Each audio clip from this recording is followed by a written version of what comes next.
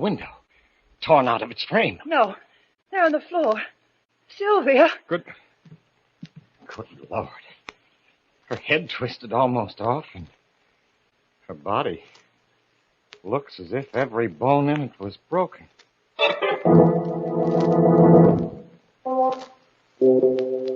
Midnight, the witching hour, when the night is darkest, our fears the strongest, and our strength at its lowest ebb. Midnight, when the graves gape open and death strikes. How? You'll learn the answer in just a moment in Death's Worshipper.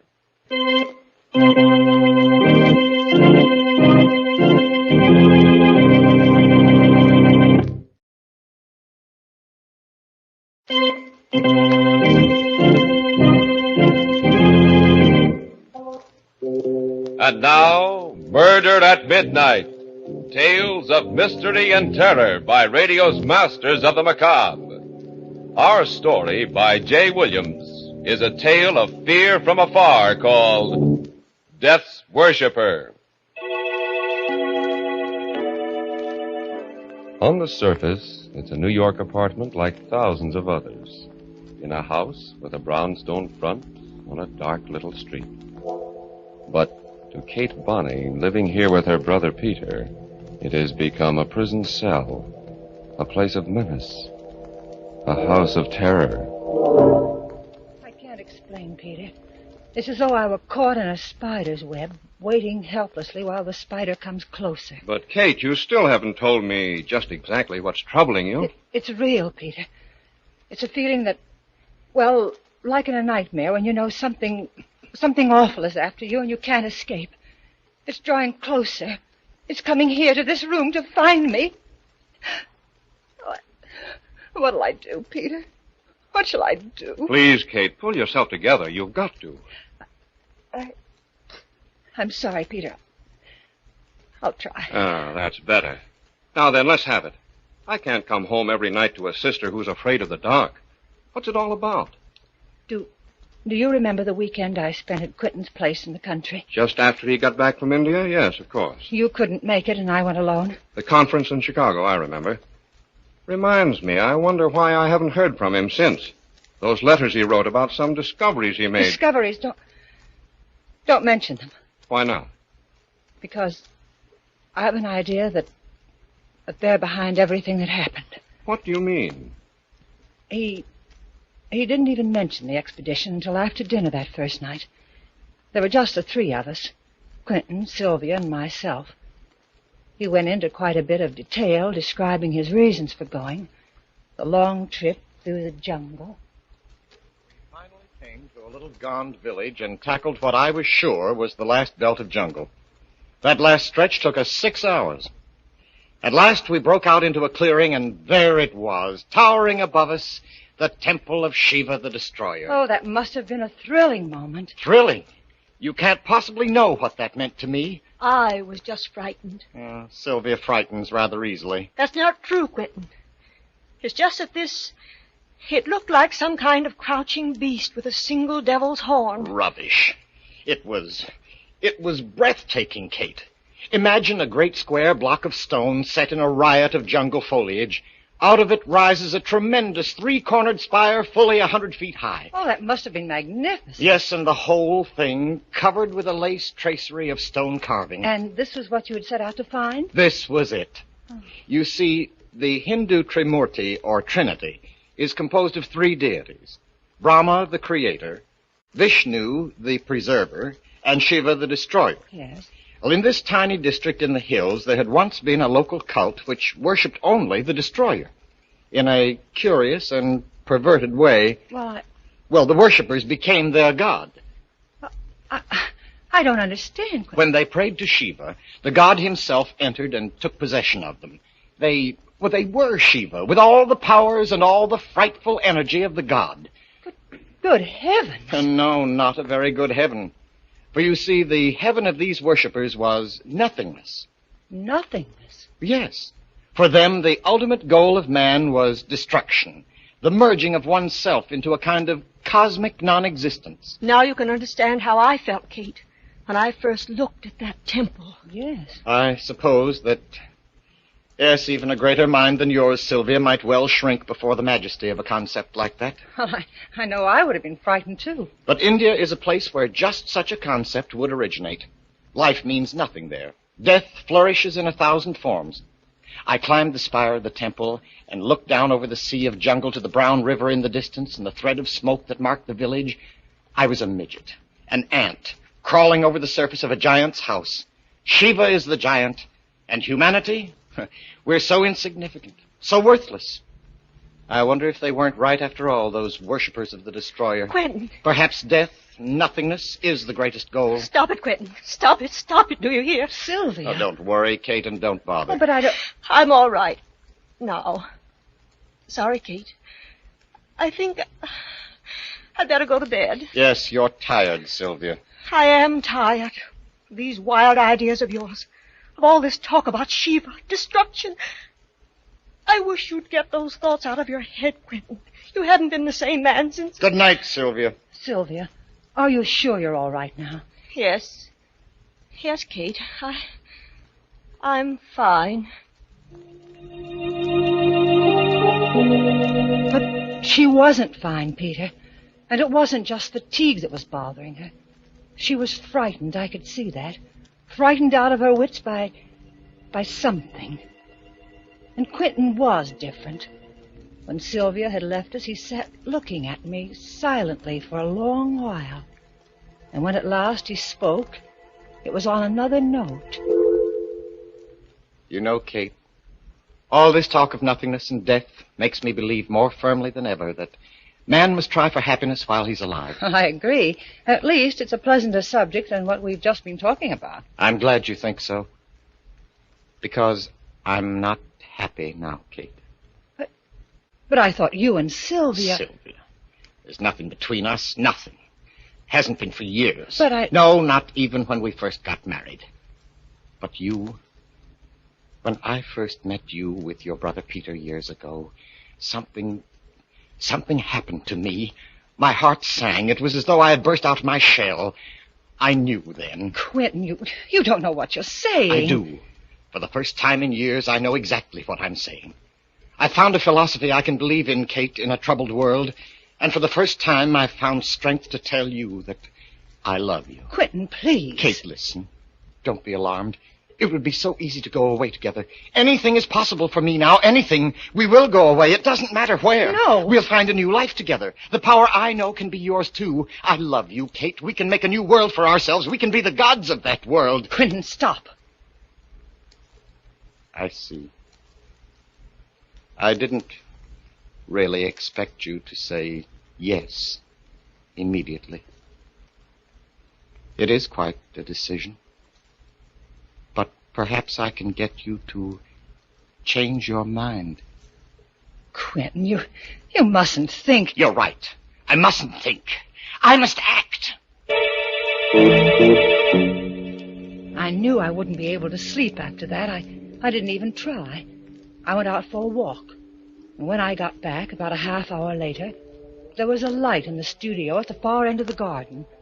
I was curious enough to walk over and look in the window. The room within was hung with oriental tapestries, with odd, crooked eastern swords. Quentin sat alone, staring at a figure on the table before him.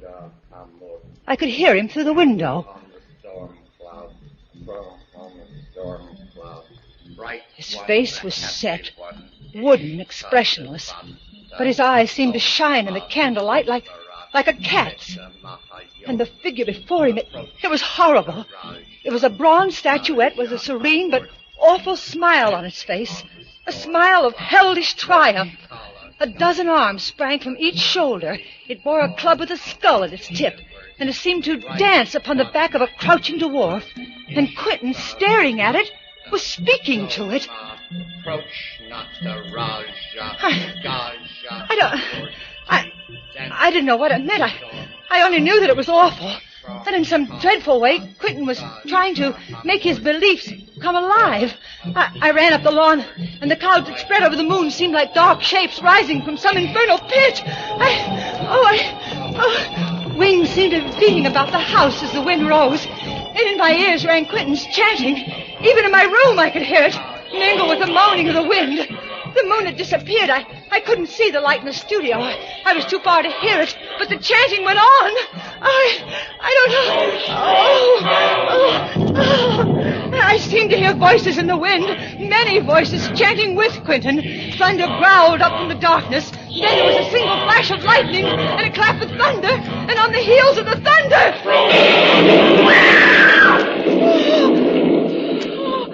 Oh, Sylvia! Sylvia, are you all right? Sylvia, what's the matter? Oh, Sylvia! Kate! Sylvia, what was that? Where are you, Quentin? Here.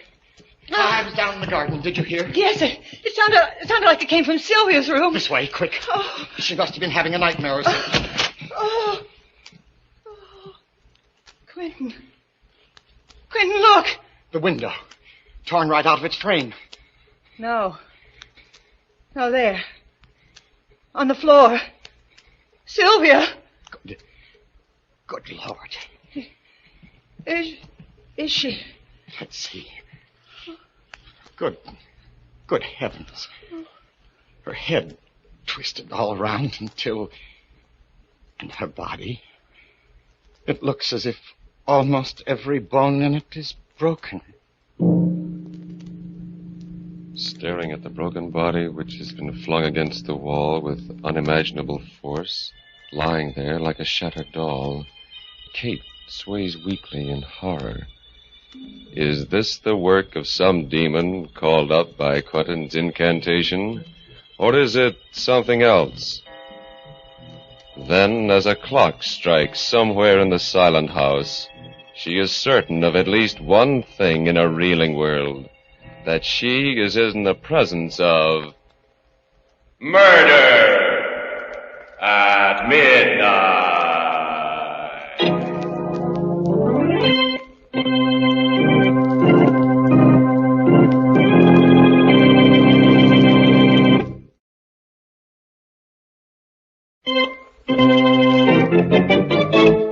And now, back to Murder at Midnight and Death's Worshipper. Pale and shaking, Kate Bonney continues telling her story to her brother. It was as though something with superhuman strength had twisted her head around and then just tossed her aside against the wall. Every bone in her body was broken. It must have been pretty ghastly, but surely you're not going to let the memory of that... It has nothing to do with memory. Something that's more than human, I don't know what, killed Sylvia. And now it's after me. After you?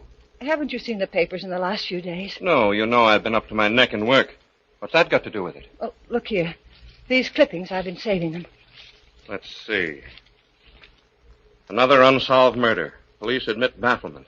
No motive. Well? Go on. Read the rest of it. Middle-aged man, identified as J.D. Brathwaite, broker. Neck was wrung, apparently, by someone with tremendous physical strength. Yes, and this one. An unidentified woman, neck wrung and the body thrown against the wall. And this, and this, and this. All the same. Kate, darling, this is all perfectly ridiculous. No, look. Here's a map of our neighborhood. The first death took place up here. The next, 2 blocks further south. Don't you see? One after the other, they're coming closer to this house. To me. Kate. Now listen, it's quite clear what's happened. You were upset by Sylvia's death, naturally. Just because of the coincidence of these crimes, you have an obsession that someone or something is haunting you. You've been working too hard. And I suppose you've been having nightmares, too. They're not nightmares. I'm going to run across the street to Dr. Sanford. No, Peter. You lie down and try to rest. I'll bring Sanford over and have him take a look at you.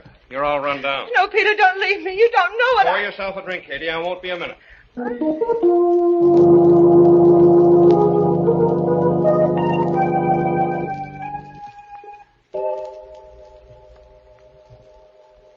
Who's that? Peter.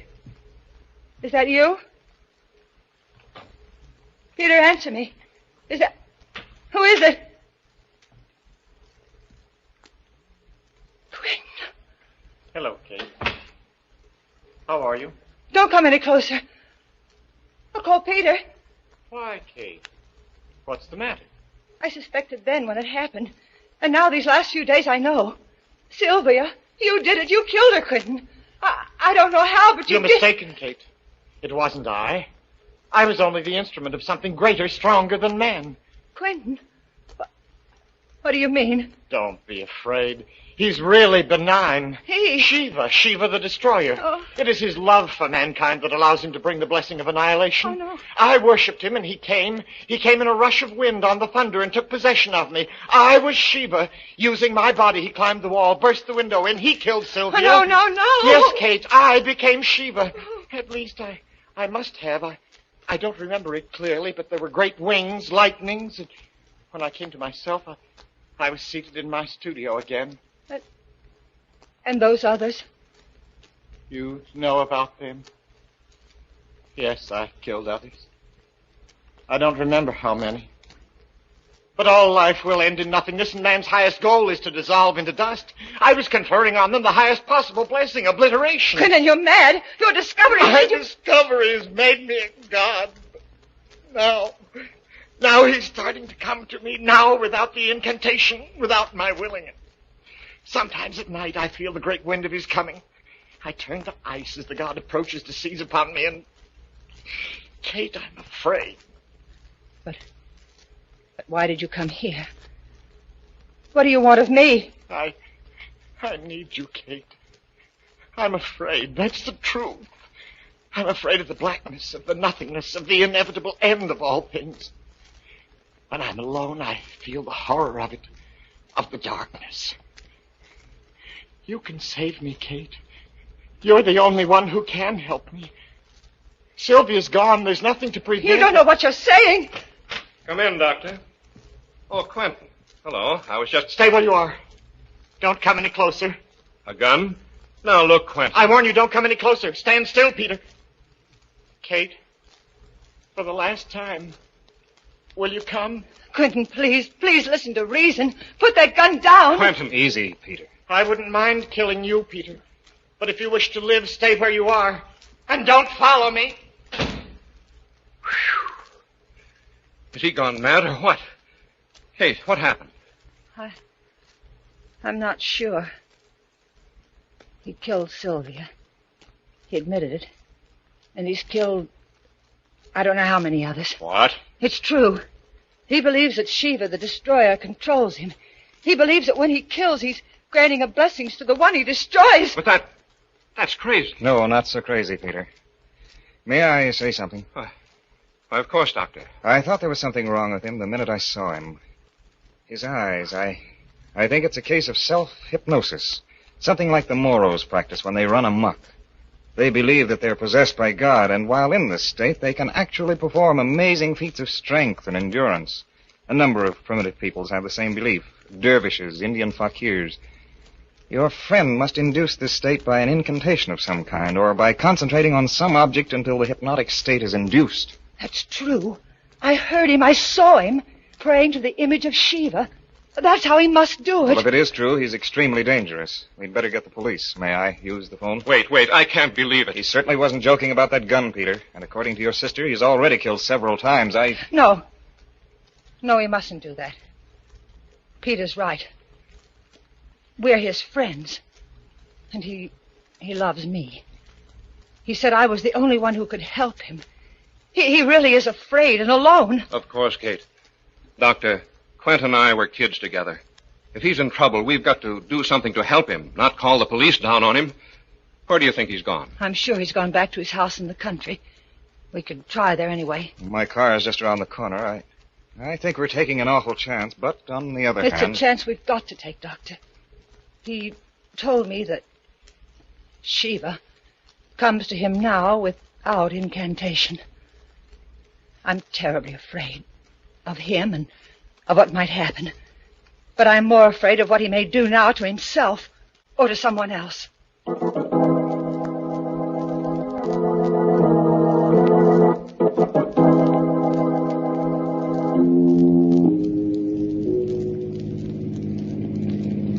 We turn right here below the toll gate. That dirt road? Yes. Look, isn't that a tail light up ahead?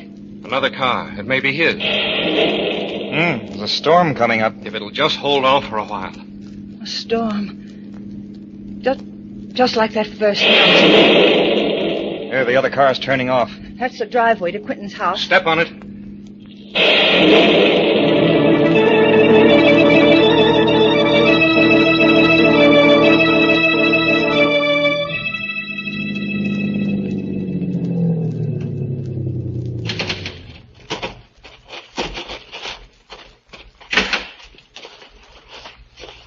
The house is dark. Perhaps we were wrong. No. I know where he is. This way around to the back.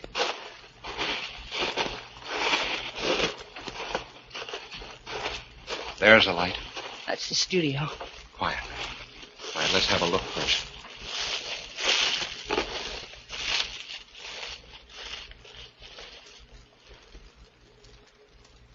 Well, he's there.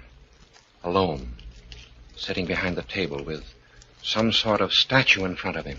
The statue of Shiva. The door's open. Come on.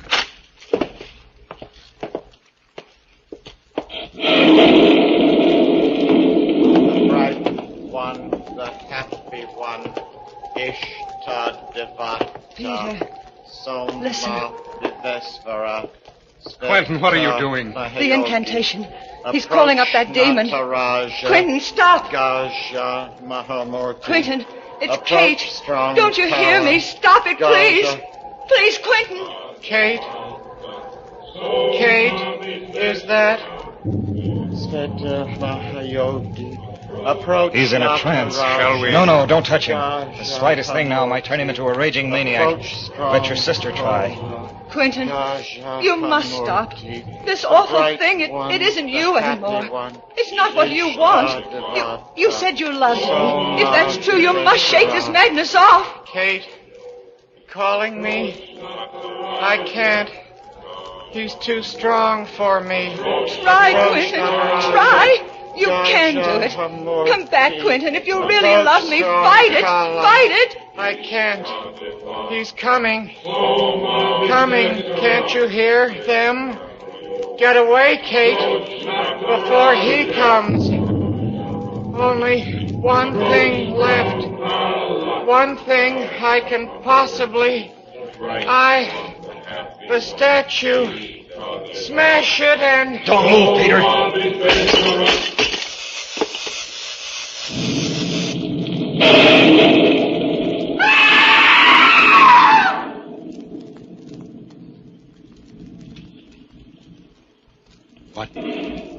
What was it? I can't see. That flash. Lightning.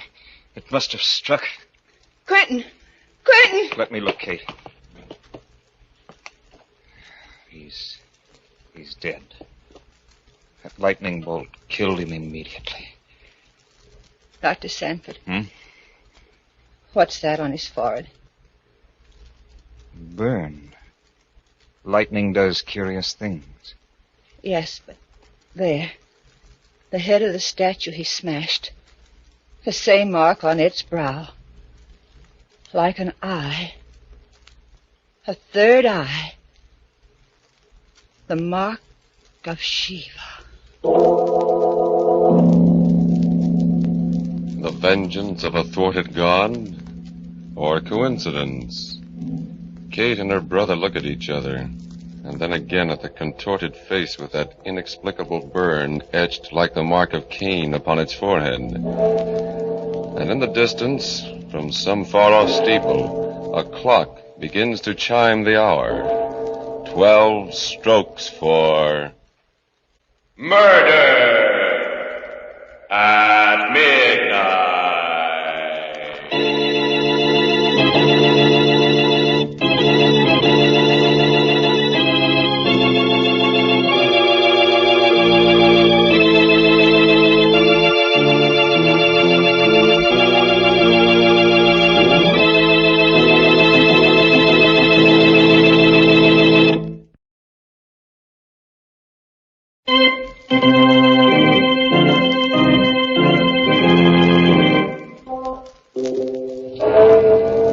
Remember to be with us again when death hovers on dark bat wings and the clocks strike 12 for... murder at midnight.